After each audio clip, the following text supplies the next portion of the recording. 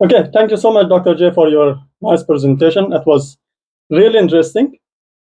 Actually, one of the topic that I'm mostly interested in is human capital, especially nowadays that the role of human capital is mostly like mixing with the AI and also automation, because mostly some of the people believe that the automation will underscore the role of human capital in like labor market, especially.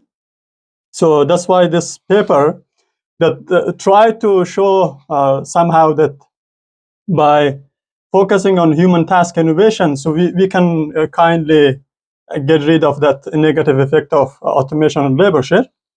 So it was really interesting to me. So let me just go through some couple of things that they covered in this research and what of I'm going to suggest for more like advancement of this research.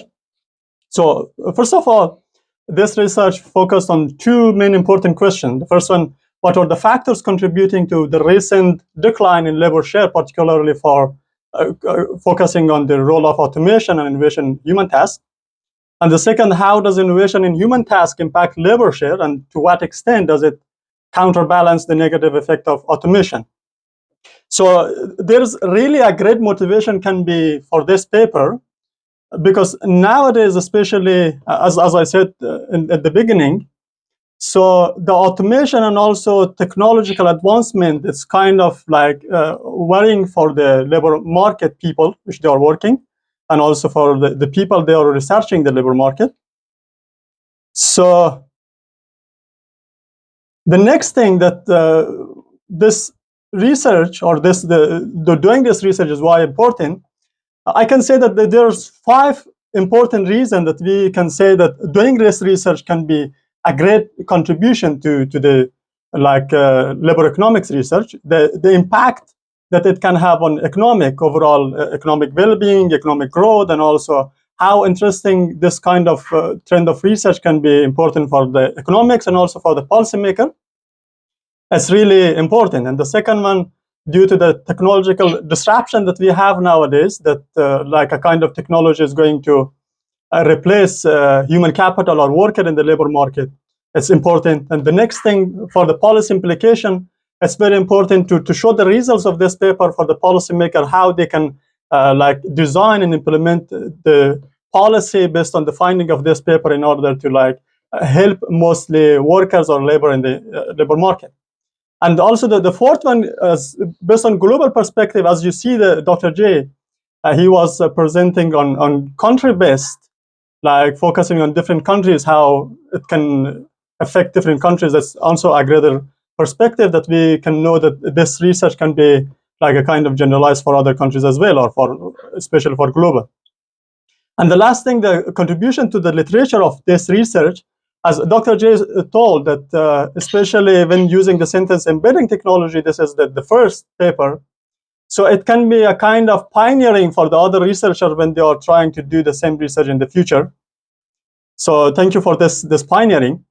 So when it comes to empirical finding, there are, I consider there's 4 main reasons: the positive influence of human task innovation, elasticity of substitution, which the tasks conducted by labor and robot are more substitute in the production process, and global investigation by focusing on different countries and robustness of the result that they have in the paper. And also when it comes to some like potential extension, I can suggest that as they did for the country-wise, if we can do it based on the sectoral analysis for different sectors, because maybe the different sectors may have different trend, may show different results. If it's possible to do for that, and also for the scale level differentiation, because maybe it will have different effect on different scale level for like low scale, medium scale, and high scale people, in order to a kind of consider the scale bias technological change on income inequality. And the third one, it's possible to do on regional differences, so it can be a great thing as well. And also if it's possible to include something or interpretation about the policy implication of the paper that can be useful for the policymakers. And one suggestion that I can have is the data source and methodology, providing more detailed explanation of the data sources. used and the methodology employed in measuring innovation in human tasks, clarifying that the process of matching pattern information with task data and addressing any potential limitation or biases, and the data collection and analysis could enhance the transparency and robustness of the study. And finally, I may have three questions as I suggested. The first one, is it possible to do it based on sectoral analysis if the data allows you, and also by skill level differentiation and geographical variation? And finally, can we generalize this paper, as you mostly, I think, focused on developed countries? So maybe in developing countries, for example, in China, still automation is going on, how we can generalize your result for the other countries like China and some other countries, except the EU and also United States. So it was just a brief discussion for this paper in order to don't take too much time. Thank you so much.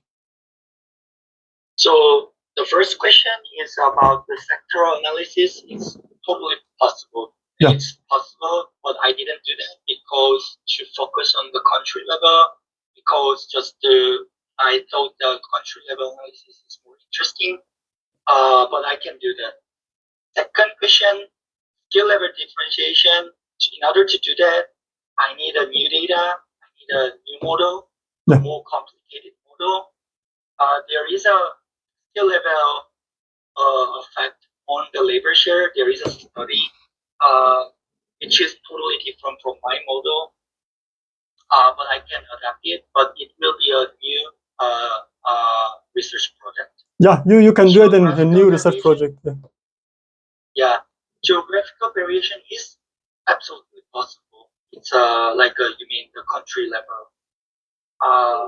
It's like estimating the elasticity of substitutions or the coefficients of differently from the two countries. Yeah.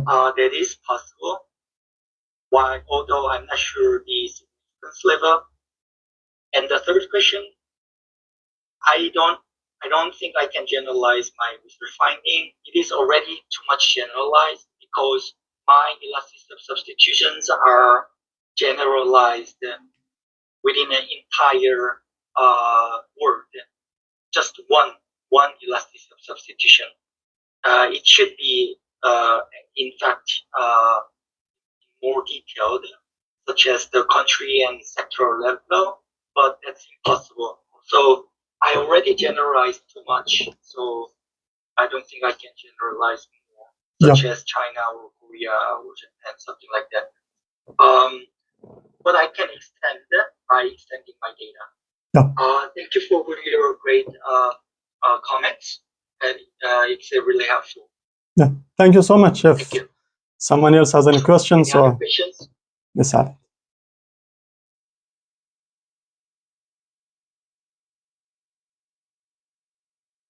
Okay, so let's move on to the scene, Professor Scene. Yep, I'll go ahead and share my screen.